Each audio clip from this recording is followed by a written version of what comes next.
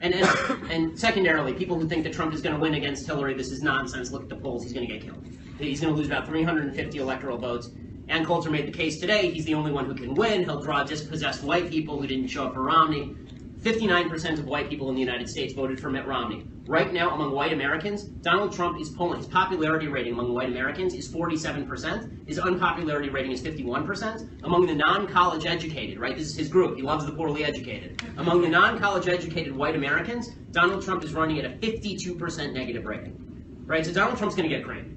We are less than 1 month from the general election, and things are starting to get crazy, and we expected things to get crazy. That is no surprise. There are very powerful and influential people that hate Donald Trump, and they will do absolutely anything to get this man out of office, and we are seeing them unify. They are not unifying in their love for Joe Biden. They are not unifying in their love for Kamala Harris. They are unifying in their hatred for Donald Trump, and they are coming together, and it is starting to worry me. It's not worrying me because they're coming together, because we always knew this was happening.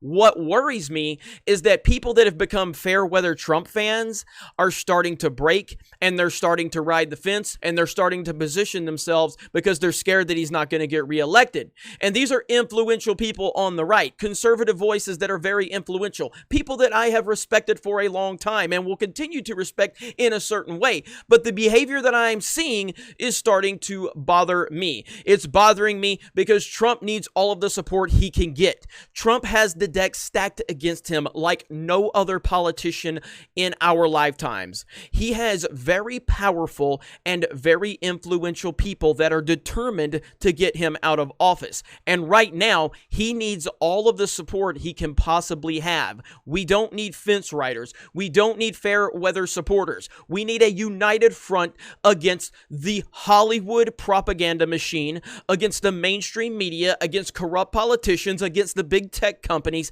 and it's not happening. And this is where I'm starting to worry, and I'm worried big time. Let's take a look at some of these tweets that I'm talking about. This is from Ben Shapiro.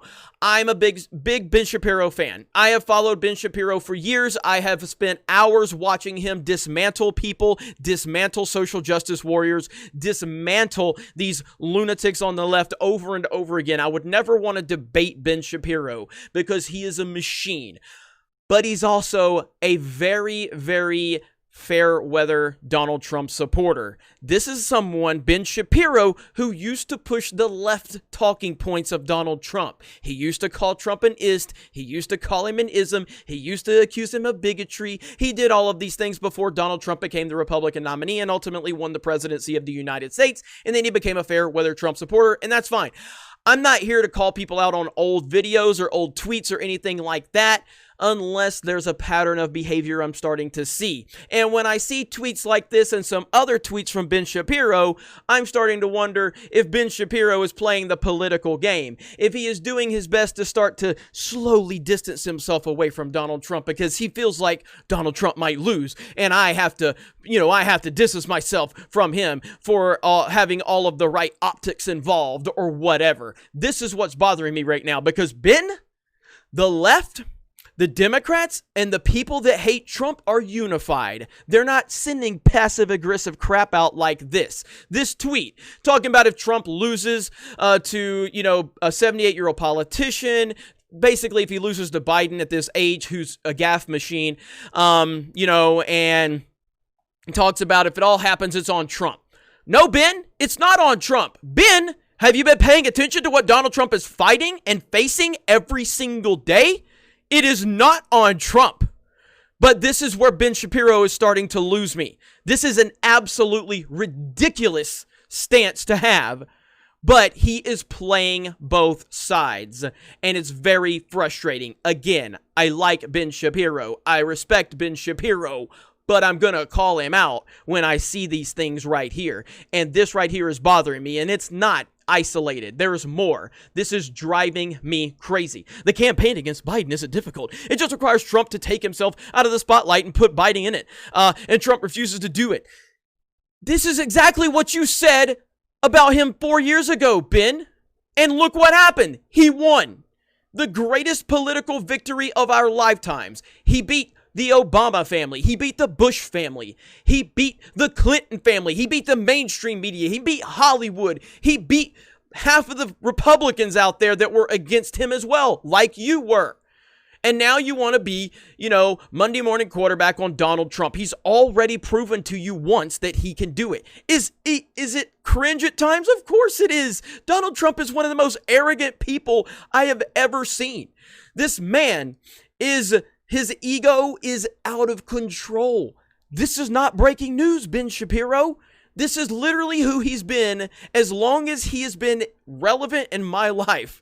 From a young age of me knowing who Donald Trump was, he came off as arrogant, rich, conceited, and he loved beautiful women. And nothing has changed. He has always been that guy. He is all about him, and it has worked up to this point.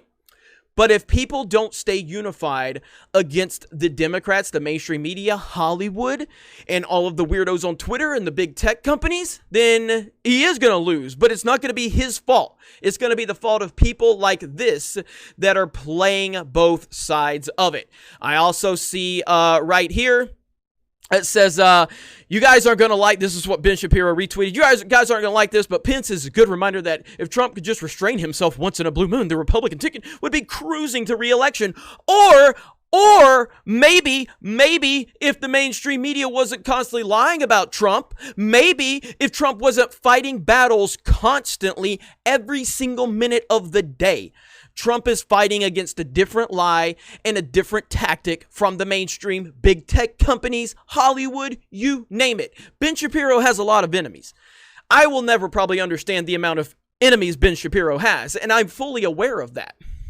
But Ben Shapiro will never understand what it's like to be Donald Trump and the enemies that Donald Trump has, because the enemies that Donald Trump has, they are far more powerful, influential, and bigger in numbers than anything Ben Shapiro will ever face. Ben Shapiro needs to start understanding that the more you distance yourself from Trump, the more you are hurting everything that has been the conservative side and the Republican side have been fighting for. Now, I am not a Republican. I am not a Democrat. I am straight down the middle, independent. I don't align myself to any political party, but it's clear. As the country sits right now, and as it sat 4 years ago, there is only one decision, and it's Donald Trump. He is the person that should be leading this country, and he is the only person that can stand up against this. No one else could stand up against the attacks this man faces. No one. No one could stand up against it. And this is why we need him more than ever. Now, I see this, another thing Ben Shapiro retweeted. Trump has been on Hannity for 6 minutes and still not once brought up the fact that Biden said he won't tell people that what he's going to do at the courts till after the election. 9 minutes in, Hannity finally asked Trump. Well, oh my God, what's the difference in 6 minutes to 9 minutes? And of course, this is a Daily Wire person. And I just continue to see it. I saw this from the Daily Caller. The election may be over, and they're going into all of the numbers and the same things that we heard 4 years ago. The same things. It's ridiculous. So the point here is, if Donald Trump loses this election, it's because people like Ben Shapiro are riding the fence. It's because there's a lot of conservatives that were never fully invested in Donald Trump. He was orange man bad to them. He was bigoted. He was ist. He was ism. He was all the things that the left have painted him over the last 4 years to a lot of conservatives. And I am seeing a lot of conservatives, now that we're in the bottom of the ninth inning, and we have runners in scoring position, and we are ready to, hit a few people in and win this game. The moment is so big, and we're starting to see their true colors. We'll see how this plays out. But this pattern of behavior I've seen over the last several days from Ben Shapiro and other top conservatives is starting to concern me. Donald Trump needs all the support he can get from people that are not lunatics on the left and part of the mainstream propaganda machine or Hollywood. Right now, Donald Trump is facing Hollywood, the mainstream, all sports leagues, big tech companies, the Democrats. And if there's going to be some people on the right that are going to start turning on him in a passive-aggressive way, you might as well kiss it goodbye. And at the end of the day, is this what you want to see? Is this what you want to see after Joe Biden becomes president right here? I saw this from Andy. No, Black Lives Matter protesters in Seattle going into a Trader Joe's right now. Is this what you want to see right now? Because Trump said a mean word. This is what you want right here, because this is what's going to happen if people don't unify and stand behind Trump like they are unifying and hating him. That is the key right here. This is what we will have to look forward to. This is ridiculous. This is unacceptable. And this is far more important than Trump being mean or arrogant or bombastic. I'm more worried about keeping people like this off the streets and lock them up where they belong. What are you trying to do, Ben Shapiro? You want to be Twitter hall monitor? Is that what you want to be? Because that's what you're looking like right now, and it's really starting to bother me, and I'm wondering if other people are going to start seeing through this. Again, this is a clip I'm going to play from Ben Shapiro before Trump became president. Listen to his language right here, and you'll see exactly why I'm starting to get concerned with Ben Shapiro riding this fence. Let's say all of that is true. The reason that I will never vote for Donald Trump is because I've spent my entire career fighting for a brand of conservatism that is not racist, that is not sexist, that is not bigoted, a brand of conservatism that is not vulgar and vile to women and to the disabled and to veterans, a brand of conservatism that actually thinks through its positions, isn't reactionary, doesn't believe in authoritarian policies, doesn't believe the President of the United States has the ability to order soldiers to torture people in violation of law. You know, I fought for a brand of conservatism that isn't conservatism for stupid people. And Donald Trump is not even conservative at all.